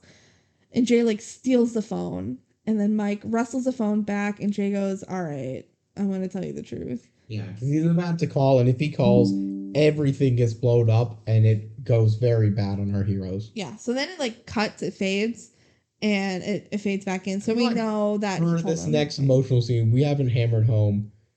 Their relationship as brothers has been bad, and the brother, he's not Mike. Yeah. Mike. He's not been nice this entire movie. Yeah. And it's been annoying, and you're like, man, he needs to improve as a person. Yeah. Yeah. Yeah. So it like fades away and it cuts back, so you know that Jay told him everything. They don't show us him telling them everything, which is good because we know what happened. They never do that in the movie. We've seen everything that happened. We know what happened. So we know that Jay tells Mike. And so Mike is like, oh my gosh, can't believe all this happened.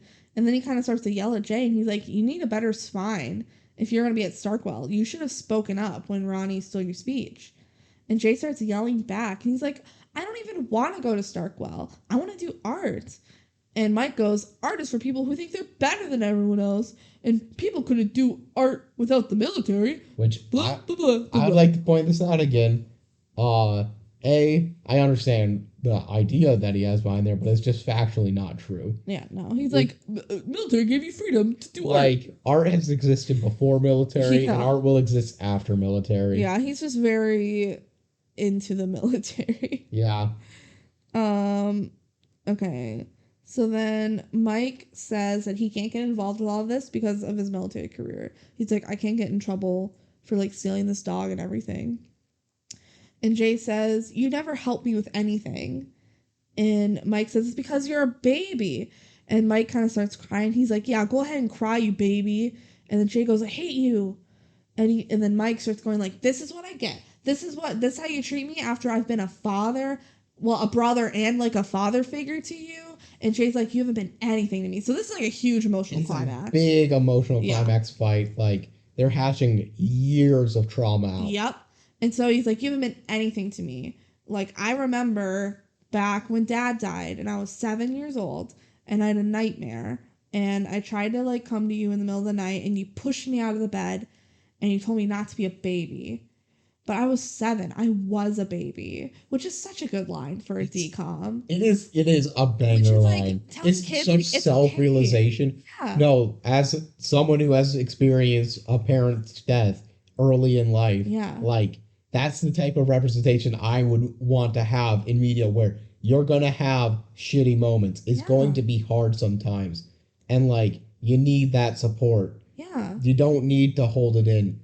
The fragile masculinity in, like, culture, especially at that time. Yeah, he's like, I was 7. I was a kid. Of course I'm going to cry and be sad after this huge tragedy. So Mike says, like, I don't remember that happening. And Jay goes, well, I do. And I learned that I can never count on you, which is just, like, really sad. He says, like, I'll never forget it. I'll never forget. No, it's a good, like, punch to the heart. Yeah, so then Mike needs to hear. Yeah, Mike does need to hear it. But then he starts to soften up a little bit. And he goes, like, okay, I'm going to help you. Well, he tries to kind of try to comfort him. He's like, okay, well, the dog ran away. So you don't have to worry about him anymore. Because it probably, like, it's the same as if it got out on its own. Yeah. And that's no issue with the dog right now. Yeah. The dog situation is theoretically saved. Yeah, and he's also like, hey, you know what? She's probably going to get adopted by another nice family and be a lot happier than she was with the Van Boosten. So he's trying to, like, console Jay a little bit. Yeah. And then Mike goes, I'm going to get to the bottom of the scholarship thing, too, because you worked really hard and you deserve that scholarship. Mike flips on a dime. Oh, yeah. He just flips on a dime. I'm combining multiple metaphors there. But he just flips his position. He has gone from, like, being a bad guy to a good guy. To a good guy, yeah. Basically instantly. But it's nice to see. But it's so nice. He's like, I'm going to fight for you to get in Peterson Academy because that's what you want. Yep. And it's really sweet. And so he's like, okay, we're going to get to the bottom of the scholarship thing. And he's like, the Van Deucens, obviously he was lying about, like, talking to Ronnie and stuff. Like, oh, and Jay's like, how do you know he was lying? And Mike goes, well, his mouth was moving. That's how I know. Which is funny. It's just fun to hear him hate on the Van Deucens. Yeah. They suck. Yeah, so Mike decides that they're going to find the dog, actually, to get to the bottom of the scholarship thing. He's like, actually, no, let's go find the dog, and we'll actually ask for ransom now. He's like, we're going to do it the military way. All right, so cut to school next day. So that was probably the weekend. Yeah. And now we're back at school. So Ronnie is still asking out Tracy. And he's trying to sell his hall passes. So he's just doing the same shit. He's going to throw this really rad party. Oh, yeah. Everyone's going to be there. Well, I thought that already happened. Yeah. I think it did. Whatever. So Jay gets called to Van Deucen's office. And he's like, oh, shit. I'm going to be in trouble. Because he knows about the dog. But actually, Van Deucen wants Jay to help find his dog. Jay is, like, inches away from a confession. Yeah. But he's like, I want student council in charge of making up posters. And Jay's the president of student council. So that makes sense. Yep. He's like, make some lost dog posters, $5,000 reward. And Jay's like, whoa, that's a lot of money. And he goes, yeah, actually, I'm not going to give it to them. No, it's a trap. As soon as I find out who stole my dog, I'm going to, like, call the cops. This is just really dumb of Van Deucen because he should know one of the most logical suspects is the guy he's talking to. He doesn't because he's such a goody two-shoes, but, like, he's one of the ones with the best motive, unless he's doing this type of crime to everyone, which he might be. He probably is. He probably has a lot of enemies. So, Jay calls Mike and tells him that, Van Deucen is setting this trap, that he's going to put up lost dog posters, but actually he's just going to arrest the guy. And Mike gets so riled up. He's like, oh, he wants to play like that? Let's fucking go. Oh, shit. Oh, macho man time. So Mike then calls Van Deucen, and Van Deucen's like, Mike calls him with the little voice changer thing. Yeah. And this is when he's on the payphone, which I don't know why he doesn't do it later, but he's on the payphone right now. And he starts, like, gaslighting Van Deucen hard. Because Van Deucen's like, where were you? I was at the ice rink. And he's like, you thought I wanted to meet you at the ice rink? I would never want to meet you at the ice rink. Like, obviously I meant to meet you here. So he's totally gaslighting him. He was also like, you told me the location. Yeah. Because he did. Yeah. Anyway, then Mike tells Van Deucen to meet him at a bakery and to purchase a sheet cake and write the Itsy Bitsy Spider on it in red icing. He's like, you want the dog? You better do it then. So that's one more thing. He's got to sing it. I don't think he ever says that. Well, he does say, and one more thing. Oh. And then we don't get to see it. But we know later that he has to sing it. Yeah. Gotcha. Yeah, so this is just, like, I think, A, trying to fuck with him a little bit, and B, trying to buy some time to find the dog. Okay, so we cut to student council. And Jay is making all the posters with his student council. And they have to make, like, 300 posters. And one of the kid goes, why didn't we just make one poster and then copy it, like, 300 times? And Jay is doing all the tactics to stall he possibly can. He's trying to delay it as much as possible because he doesn't want the dog to be found. He wants to find the dog. Obviously. Yeah. So he's like, obviously we need the posters to be colorful and different, so otherwise people would start ignoring them, right? And the kid's like, oh yeah, okay. So then Jay, like, sneakily takes a bunch of posters and he throws them away. So just to delay it further. He's being really good at stalling. And then we see at the bakery, Van Deucen, he got the cake. Jay then says, all right, guys, we need some people to start hanging up these posters. And then he picks Bill and Andy. Yeah. Bill's the best friend. We've seen him before. He reads every line like it's one word at a time. Yep. Andy's new character. Basically everyone in the student council is new, by the way. Yeah. Like, and also, non-characters. Yeah, so there's this one girl who says, like, Bill and Andy, are you kidding me? They haven't even finished their first poster yet. And I'm pretty sure this is Kelsey from High School Musical. It does look like what you would imagine like Kelsey from High School Musical looks like at a young age. Yeah. So I didn't actually look this up to confirm, but I'm pretty sure it was her. And I called it out, and I was pretty proud of that. So hopefully if it's not her. If it's not her, then boo me. But I'm pretty sure that was her. So let us know. Yeah. If you are Kelsey from High School Musical, message us and tell us if you were also in Hounded. Yeah, that'd be great. Okay, so now here comes like the best scenes in the whole movie to us. So Bill and Andy are like stoked to be helping. Yeah. They're so excited. They're like they have like one brain They are cell the between them. meatheads. Yeah, they're not bright. So Jay says like, all right, so we should split up to do the posters. So I'll go on my own and you guys go on your own. And they're like, where should we hang them up? And Jay goes, you know what? I'm gonna let you guys decide.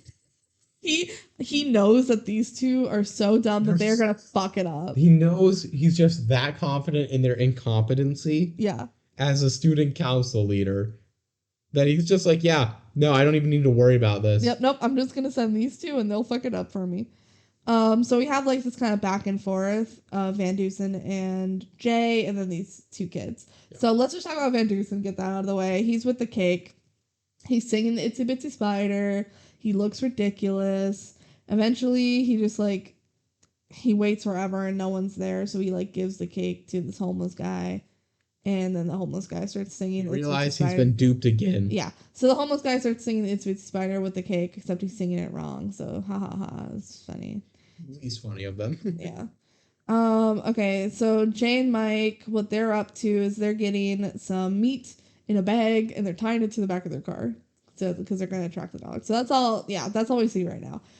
So now to the best part of the movie. It is, yeah, the best scenes of the movie. We find this so funny, unironically funny. You know, like this is top tier DCOM comedy. Yeah. So the kids start out at the car wash. This is Bill and Andy. And they somehow got on the inside of the car wash. It's one of those car washes where you kind of wait in the waiting room and you see your car go through with like the glass window. And they're somehow on the inside. And they hang the poster like on the inside part of the window. And they go, oh my gosh, people are going to watch their cars go by and they'll see the poster. Big brain.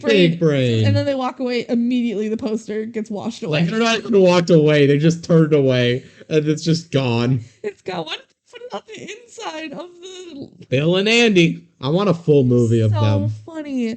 Okay, and then their next scene...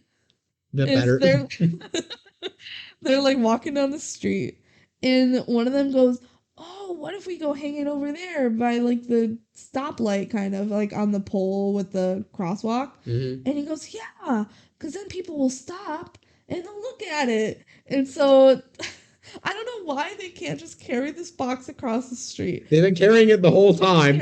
But they decide they need to put the box down so that they can then cross the street and hang up the poster. And then they'll cross the street again and come back for their box.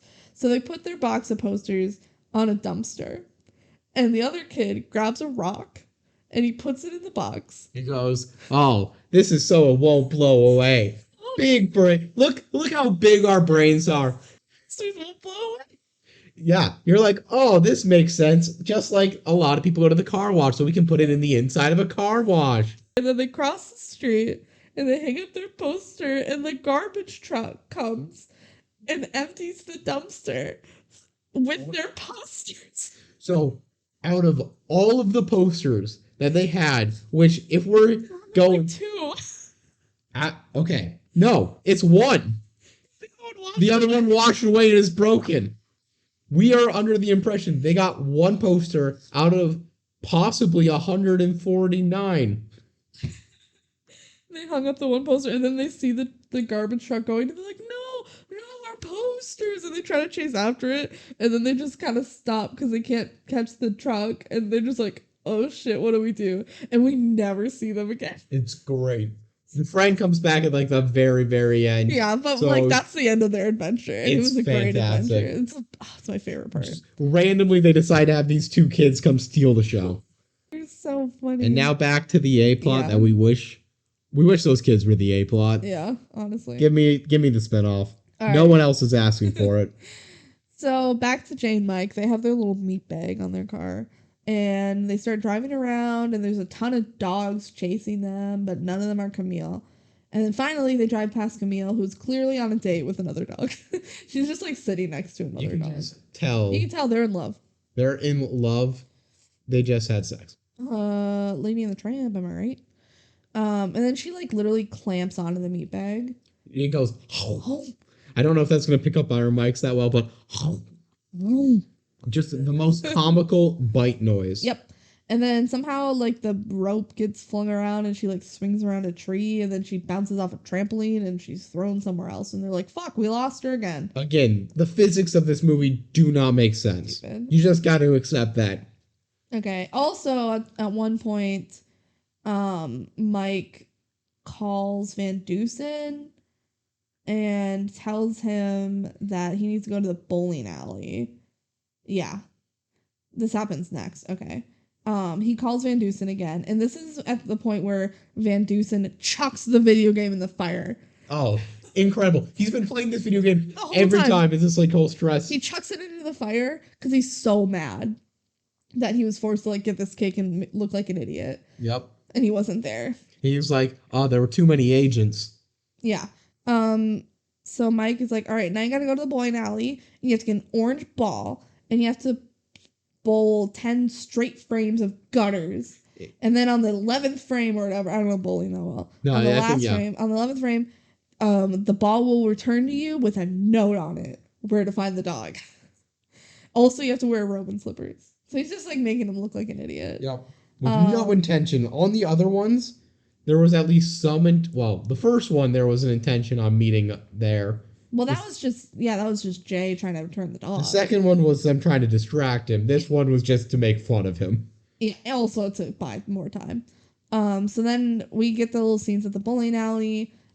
He's bowling the gutter balls. Everyone thinks he's crazy. He is crazy. And then he doesn't get the note, so he shoves his head into the ball returning machine thing, and he gets smacked in the face with a bowling ball. Would a Sandman do that? No. Also, his nose should be broken, but it's not. But whatever. He has marks on his head. Yeah, he has like the 3 holes. Yeah, later we see. So, whatever. Okay, so then cut to Camille like barking at a child on a playground, and Jay and Mike find her because they heard the barking.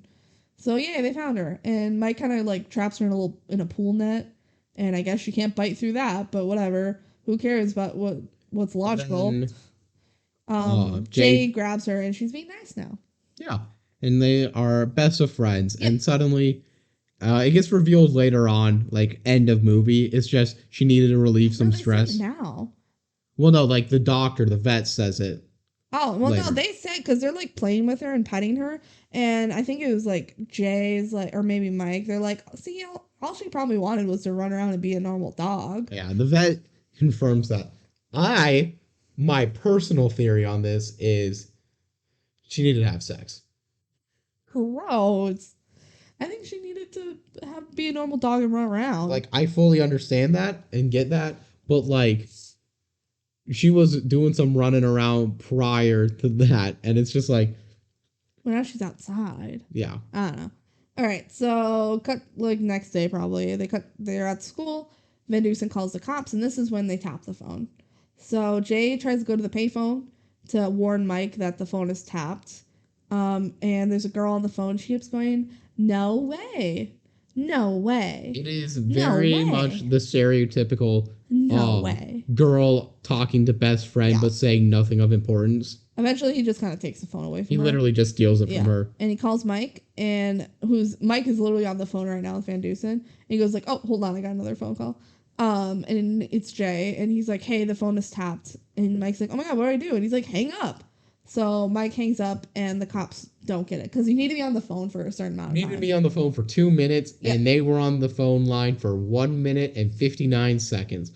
Does that mean if he goes back online on that same phone for 1 more second, they would get it? No, I think they need to start over. Wow, what a shame. Yeah. None of their phone calls have been that long. So then Mike goes like, fuck, the cops are involved now. Let's just like ditch the dog. And Jay goes like, no, I don't want to let her go because then she might get hurt. And Mike's like, I don't want to get arrested. But then Jay's like, I'll take the blame. But Mike's like, we're in it together now. Brother stuff. And then Jay's like, you know what? I got a plan. So cut to the next day again. So they have to get through days because it has to be a week for it to make sense. So next day, Mike is wearing a disguise. He's like, how do you like my disguise? and his mustache is literally just like hair from the dog. Yeah. Which I thought was funny. It's literally cut off hair. Yeah, I thought it was funny. And then so their plan is for Jay to sneak the dog into Ronnie's pool house while Mike distracts Ronnie. Yeah. It's actually like results wise a pretty smart plan. So smart to blame Ronnie for it.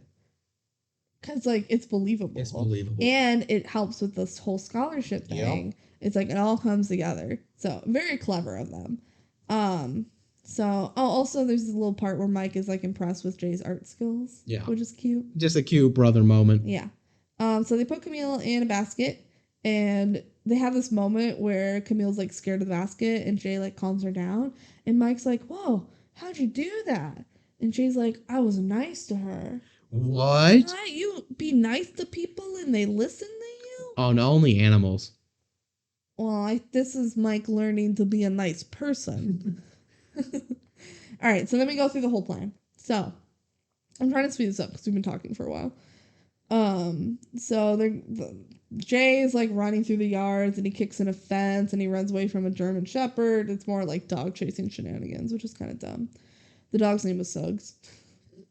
And then Mike goes to Ronnie's pool house. This is the other really funny part. He's like, hi, I'm Fred Fredrickson with BMX Bike Magazine, whatever. We know Ronnie likes BMXs. We've heard about that throughout. And Mike knows nothing. Oh, yeah, he knows nothing about BMX. Literally nothing. So he's like, hi, I'm with the magazine. I'm here to interview you for a free bike. Because you subscribe to our magazine. Yeah, and Ronnie's immediately suspicious, but he's like, well, don't you want a free bike? And he's like, okay, yeah, I do. Okay, let's do it. And then, so Mike starts asking stupid questions like, what does BMX stand for? And so it's not really an interview, it's more just like a quiz. It's literally just a questionnaire. Yeah.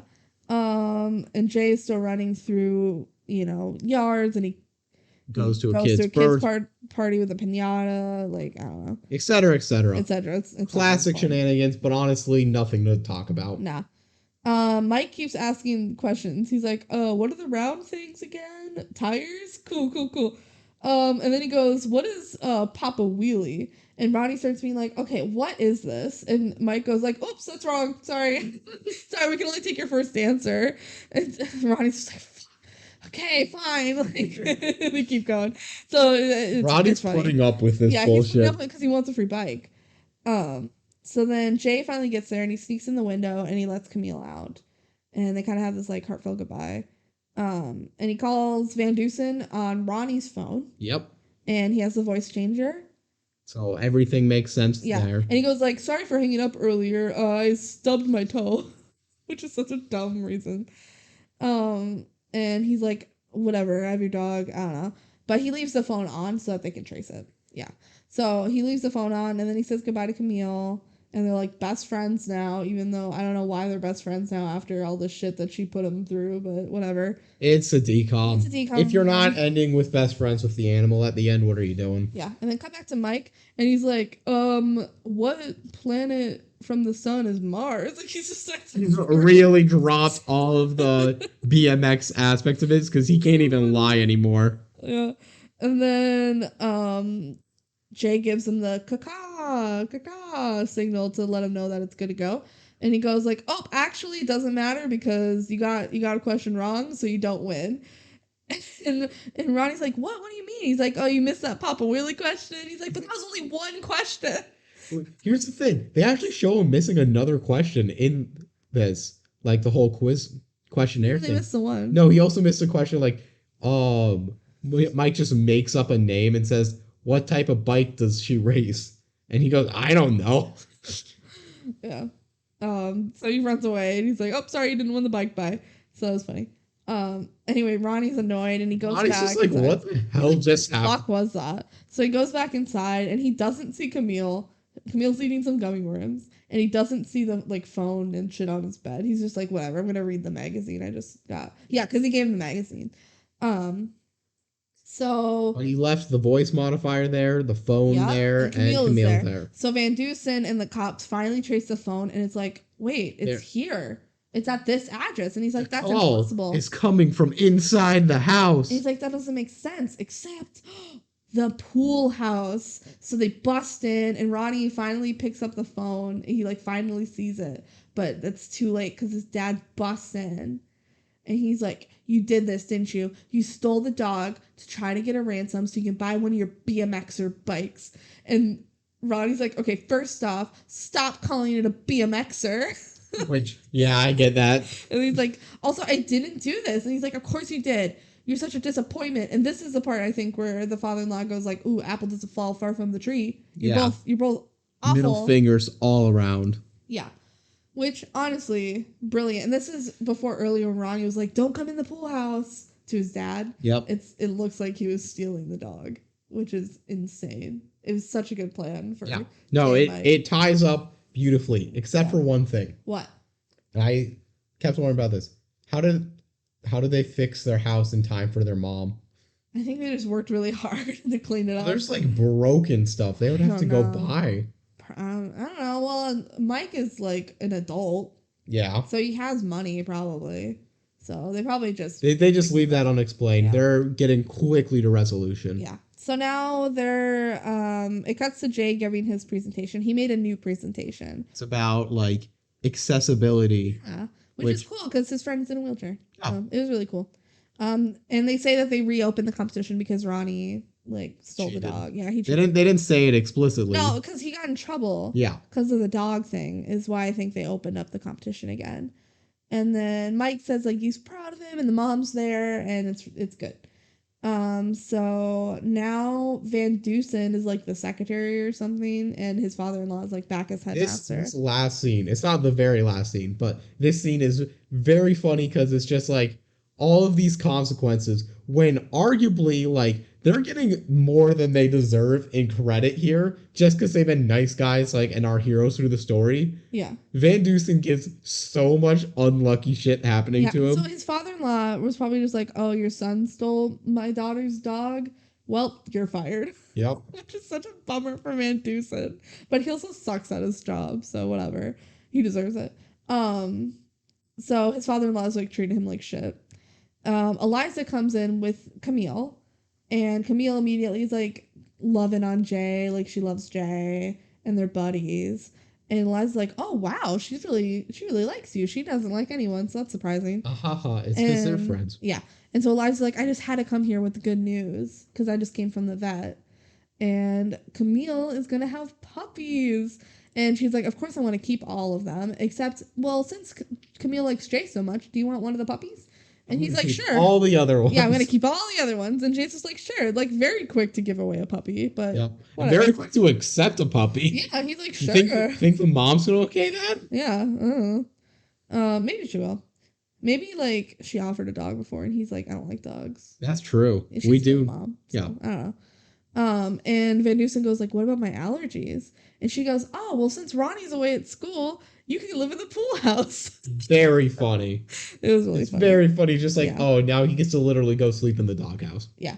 So now we're like, where's Ronnie? What do you mean he's away at school? He's at the military school. He's at Starkwell. And Mike is in charge. Also, Mike gets praised by the colonel that he's doing much better. Yep. So he's learned how to be nicer. And then he starts like yelling at his soldiers, and he starts yelling right in Ronnie's face. He's asking questions, and then he like takes off his hat and goes, what does a Papa Wheelie mean to you? Just to like rub it in his face. Literally just to like hurt him. Be like, emotionally. Yeah, I got you, motherfucker. It's a funny moment, but like probably a bad one from a educational leader standpoint. Oh, but Ronnie's a piece of shit. It was funny. Yeah. So that's the end of the movie. That's it. We did it. That's Hounded. Yeah. I thought there were a lot of genuinely funny moments in this movie. No, this is a movie that both of us were worried about revisiting because we thought we overhyped it when we initially watched it. We consistently like lowered it when we would do re-rankings of the list because without rewatching it, we're like, it's probably not that good. And there is a 20-minute lull in this movie, in my opinion, where all of the dog being crazy scenes, it goes on too long. Yeah, it honestly is too long. But all the other moments I think are really strong. The writing is tight in this movie. It's not badly paced outside of those 20 minutes. No. Everything makes sense for the except for like the physics of the dog, but Everything, like, plot-wise. Everything is either played for a joke or is logical. Characters feel real enough that their actions make sense. They're consistent. There's a lot of genuinely well-written jokes. Yeah. And there's a lot of moments that are just fun. It's a fun movie. Yeah, it is fun. This should not be the most forgotten DCOM, but it is. It's definitely not the worst. No. So the final ranking for Jank House is 52. So it's like right in the middle. A little above the middle, but yeah, so pretty good. Benji has it higher at 44. I might consider moving it up after this rewatch. Wow, you already have it higher than the house. I actually have it lower than the house. I have it at 68. I should probably move it up though. Because here's the thing. I think us, along with the house, we're like slowly moving it down because we had less faith in us actually finding these jokes funny. But no, they were funny. They were good. I have it in C tier, which I feel like is pretty accurate for how I feel about it. Maybe like I should move it a little higher C tier. I have it mid B tier, which I could see it theoretically getting moved up to A tier, but it would be low A tier. Yeah, I don't think it's A tier. There's a lot of dog puppet stuff, but everything else I like. It's just crazy dog shenanigans is not really my cup of tea. No. Out of the dog movies for DCOMs, this is the one with the craziest dog. Yeah. Any other parting thoughts? Oh, I felt like I had more to say about this movie, but honestly, there's not much you take away from it at the end of it. It's a fun time. It's not going to really stick with you. It's a DCOM, but it's not one that I think you need to revisit too much. It's a good, enjoyable one in the moment. Yep. If you're sitting down to watch it, it's definitely not awful. It's not boring. You're going to laugh and have a good time. Still think it's the best movie we've watched for the podcast so far. Out of 3 movies, it's better than Mom's Got a Date. It's definitely better than Halloween Town. It's the funniest one so far, for sure. Yeah. We've watched some older DCOMs so far. Yeah, they've all been pretty old. Yeah. So, I don't know, maybe we'll get a newer one. Now's the time of the show where we spin the wheel and find out what we're going to watch next. All right. So, once again, for $1, if we can predict what those... Yeah, I'm feeling some Minutemen, personally. Ooh, that's not a bad call out. I'm going to go zombies. Ooh, this early? You think it's going to be zombies? I think it's going to be zombies. I know there's 3 of them, so it's more likely that it's going to get rolled. All right, let's do it. All right.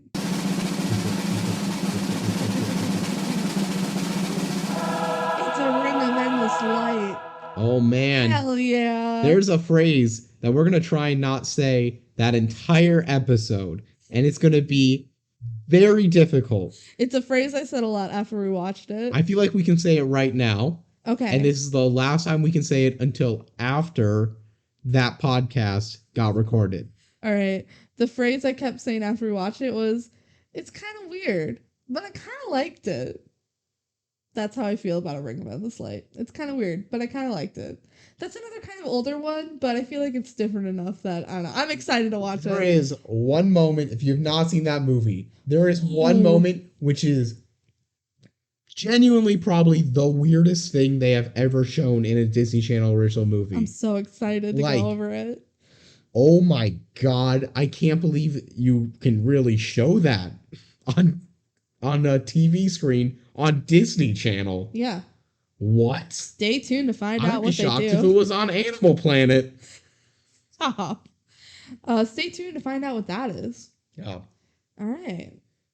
So thank you guys so much for listening.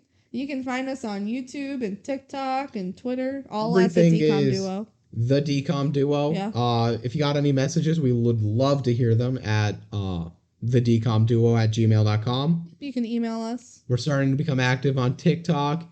We still got all of our accounts, as Kelsey was saying. Yeah. We're the DCOM Duo. We're the DCOM Duo. Thanks, guys, for listening. And see you in 2 weeks when we watch A Ring of Endless Light. Take care. Bye.